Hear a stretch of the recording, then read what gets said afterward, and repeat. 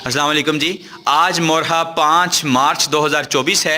आज हम लोग मौजूद हैं अपनी इलेक्ट्रिकल सेकेंड ईयर की क्लास के अंदर और हमारी जो 1 साला शार्ट कोर्स की RAC की क्लास है उसके अंदर हम लोग मौजूद हैं। हमारी जो RAC की क्लास और जो हमारी इलेक्ट्रिकल सेकेंड ईयर की क्लास है, आज ये एक प्रैक्टिकल कर रहे हैं। इनके प्रैक्टिकल का अनवान है रेफ्रिजरेशन साइकिल को समझना।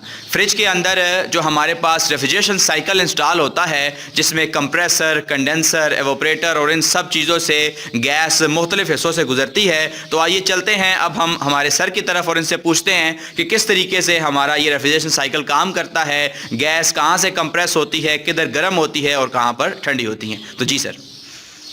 देखिए जी, ये हमारे पास एक फ्रिज का मॉडल बना हुआ है जिसके ऊपर हमने एक रेफ्रिजरेशन साइकिल ओपन लगा दिया है, जो कि आप लोगों को समझाने के लिए लगाया है ताकि आपको पता चले कि इसके कौन कौन से ऐसे हैं और ये ऐसे किस किस तरह काम करते हैं।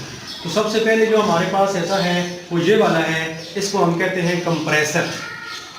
क्या कहते हैं? कंप्रेसर। कंप्रेसर ये एक प्रेशर पैदा करने वाला पंप है जिसको हम कंप्रेसर लफ्ज निकला है कंप्रेस से। कंप्रेसर लफ्ज निकला है कंप्रेस से। ये वाला कंप्रेसर गैस के प्रेशर को कंप्रेस करता है। क्या करता है? कंप्रेस करता है। इसके बाद हमारा इस साइकिल का दूसरा ऐसा है, वो ये वाला ऐसा है, इसको हम कहेंगे कंडेंसर। क्या कहेंगे? कंडेंसर। क्या कहेंगे? कंडेंसर। ये कंडेंसर हरारत को खारिज करने का काम करता है। क्या करता है? हरारत को खारिज करने का काम करता है। उसके बाद हमारा इस साइकिल का जो तीसरा ऐसा है वो ये वाला है, ये सबको नजर आ रहा है? इस ऐसा को हम कहेंगे ड्रायर या फिल्टर। क्या कहेंगे? ड्रायर या फिल्टर। ये गैस को साफ करने का काम करता है। क्या काम करता है? गैस को साफ करने का काम करता है। उसके बाद इसका चौथा ऐसा है, ये वाला जो आपको एक तार नुमा नजर आ रहा है, ये एक तार नहीं है बल्कि एक पाइप है जिसको हम कहेंगे रेफ्रिजरेंट कंट्रोल। क्या कहेंगे? Refrigerant control. और इसका मैकेनिक आम जबान में कैपिलरी ट्यूब भी कह देते हैं। क्या कह देते हैं? ये एक बारीक पाइप होता है जिसके जरिए गैस गुजरती है और हमारे इस हिस्से में आती है। ये हमारा 5 नंबर हिस्सा है जिसको हम कहेंगे एवेपोरेटर। क्या कहेंगे? एवेपोरेटर। एवेपोरेटर एशिया में से हरारत को जज़ब करता है।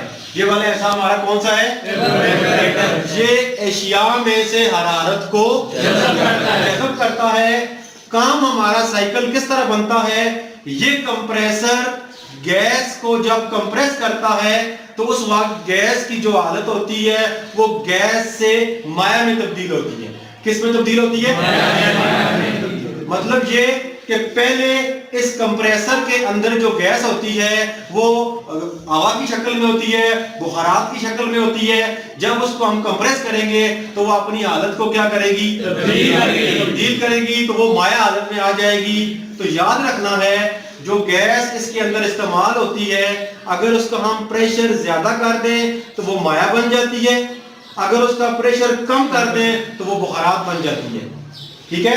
अब जब ये हमारे पास डिस्चार्ज लाइन है जो कि इस ऐसे के साथ मुंसलिक है, ये हमारे पास कंडेंसर है। जब कंप्रेसर चलता है तो गैस को कंप्रेस करता है तो उस वक्त इसका दबाव क्या हो जाता है? ज्यादा हो जाता है। दबाव क्या हो जाता है? जब भी ये गैस के दबाव को ज्यादा करेगा तो बुखारात किस में तब्दील होंगे? माया में। जब भी बुखारात माया में तब्दील होंगे तो उसको अंदर से हरारत को क्या होगा? निकलना होगा। अंदर से हरारत को निकलना होगा। तो नतीजे में ये वाला जो कंडेंसर है ये हरारत को क्या कर देगा? निकाल देगा। अंदर गैस की जो कंडीशन है वो कौन सी हुई? माया। कौन सी हुई? माया खुद ठंडा हो गया और अपने अंदर से हरारत को निकाल दिया। जब वो वाला माया हमारा इस फिल्टर के अंदर आया तो फिल्टर ने उसके अंदर से कचरा, गर्दो-गुबार और नमी को जज़ब कर लिया। कचरा, गर्दो-गुबार और नमी को जज़ब कर लिया। नतीजे में हमारी गैस क्या हो गई? साफ हो गई। गैस क्या हो गई? साफ हो गई। क्योंकि आगे ये एक बारीक पाइप लगा हुआ है, ये दबाव को कम करने के लिए लगाया गया है। किस लिए लगाया गया है? दबाव को कम करने के लिए। इसका क्या नाम है? Capillary tube. क्या नाम है? Capillary tube. जब गैस या माया हमारा इस पाइप में से गुजरेगा तो ये पाइप बारीक है तो इसका प्रेशर क्या हो जाएगा, कम हो जाएगा। जब ये प्रेशर कम हो जाएगा तो आगे ये वाला जो पाइप है इसकी निस्बत क्या है, बड़ा है।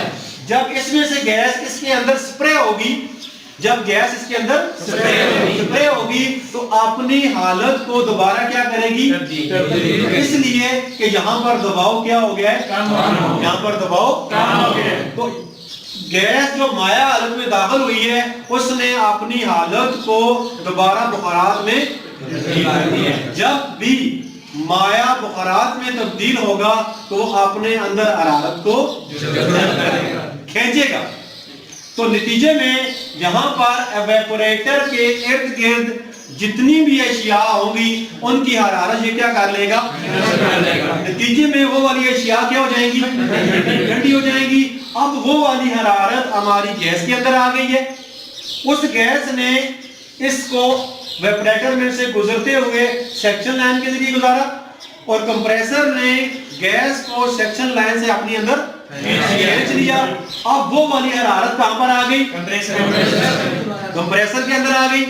अब कंप्रेसर ने गैस को दोबारा कंप्रेस किया, नतीजे में वो वाली गैस दोबारा कौन सी हालत में आ गई, जब भी माया अपनी हालत को तब्दील करेगा बुखारात से माया में तो उसने हरारत को अपने अंदर से मुख्तसर सी बात यहाँ पे बताता चलूं आपको, ये समझ ले यहां से गैस हरारत को जज़ब करती है, कंप्रेसर उसको अपने अंदर खींचता है और कंप्रेसर इसको कंडेंसर के अंदर बैठता है। कंडेंसर ने हरारत को क्या करना है, बर्बाद करना है। नतीजे में हमारी ये वाली जो अशियाएं क्या हो जाएंगी, हो जाएंगी, क्योंकि उनकी हरारत हमने इस कंडेंसर के जरिए क्या कर रहे हैं, बाहर निकाल दी है। ये है जी हमारा आज का रेफ्रिजरेशन साइकिल। हमने इस वक्त ये जो हमारा रेफ्रिजरेशन साइकिल है हमने इसे एक मॉडल पर ओपन खोल कर रखा हुआ है और पूरा का पूरा हमारा ये मॉडल इस वक्त जुड़ा हुआ है। तो अब हम अपने इस मॉडल को चलाते हैं और चलाने के बाद हम देखते हैं कि हमने अभी जितना रेफ्रिजरेशन साइकिल पढ़ा है क्या वो रेफ्रिजरेशन साइकिल यहाँ पर उसी तरह से काम कर रहा है, यानी कंप्रेसर को गैस का प्रेशर छोड़ना चाहिए और कंडेंसर को गर्म होना चाहिए, क्योंकि जब बुखारात निकलेंगे गर्माइश उसमें से निकलेगी तो हमारा कंडेंसर को गर्म हो जाना चाहिए। फिर कंडेंसर से ये गैस निकलकर जब एवापोरेटर तक पहुंचेगी तो एवापोरेटर वो चीज़ होती है जो फ्रिज के अंदर लगी होती है, तो यहाँ पर हमें एवापोरेटर पर ठंडक महसूस होनी चाहिए। तो अब हम अपने सिस्टम को ऑन करते हैं और सिस्टम को ऑन करने के बाद ये देखने की कोशिश करते हैं कि क्या हमारा ये सिस्टम काम कर रहा है या नहीं कर रहा। तो सर आप इसको ऑन करें। हम इस मॉडल को हम ऑन करने लगे हैं। ये हमारी सप्लाई का बोर्ड लगा हुआ है, ये इसकी मेन सप्लाई है। अब हम इसका स्विच ऑन करेंगे तो हमारा कंप्रेसर क्या हो जाएगा, ऑन हो जाएगा। ये हमारा कंप्रेसर क्या हो गया, ऑन हो गया। अब आप देखें तो यहाँ पर ये कंडीशन आपको नॉर्मल नजर आ रही है, ठीक है। अभी इस बार ना कोई बर्फ है ना कोई पानी है। अब हम देखते हैं कि हमारा सिस्टम जब काम करेगा तो क्या होगा, इस पर बर्फ की तह जम जाएगी।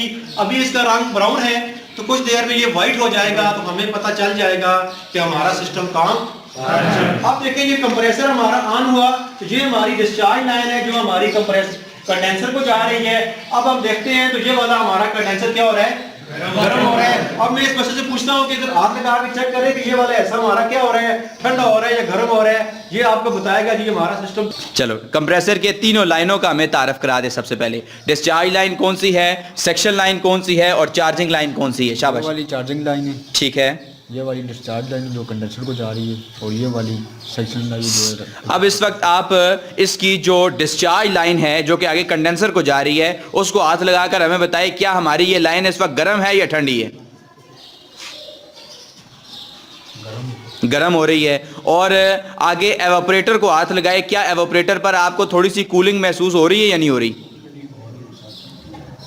हो रही है। चले आप वापस चले जाएं, आप सामने आ जाएं, पहले अपना तारफ कराएं।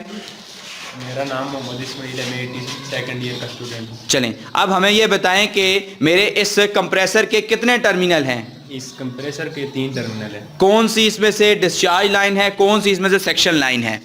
ये इसकी डिस्चार्ज लाइन है, ठीक है, कंडेंसर को जा रही है, ठीक है। ये इसकी सेक्शन लाइन है। अब इस वक्त डिस्चार्ज लाइन गर्म है और जरा हमें डिस्चार्ज लाइन के साथ हाथ लगाकर ये बता दे क्या डिस्चार्ज लाइन गर्म है या नहीं है।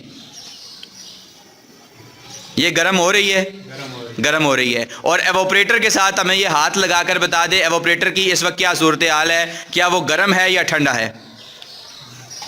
ठंड है। चलें आप वापस चले जाएं, आप सामने आ जाएं। सबसे पहले आप अपना तारफ़ करा दें। चलें आप हमें ये बताएं कि हमारे इस रेफ्रिजरेशन साइकिल के अंदर फ़िल्टर किधर लगा हुआ है? इस फ़िल्टर का क्या काम है? ये गैस को कचरा को साफ करके, यानी कि जो हमारे माया नुमा शक्ल में गैस जा रही है उसके अंदर अगर कोई कचरा आता है तो ये उसकी सफाई करेंगे। अब आप हमें ये बताएं क्या एवोपरेटर पर हाथ लगाएं आपको ठंडक महसूस हो रही है या नहीं हो रही? और यहाँ पर हमें वाज़ेह तौर पर वीडियो में भी आपको नज़र आ रहा होगा हमारी इस जगह पर ये बर्फ़ बनना शुरू हो चुकी है। ये हमारी आज की इलेक्ट्रिकल सेकेंड ईयर की क्लास का और R&AC की क्लास का एक प्रैक्टिकल हो रहा था जिसमें ये रेफ्रिजरेशन साइकिल को समझ रहे थे कि गैस किस तरीके से कंप्रेस होकर मुख्तलिफ हिस्सों में से गुजरती है और कैसे पहले कभी गैस गर्म होती है और फिर किस तरीके से गैस बाद में ठंडी होती है।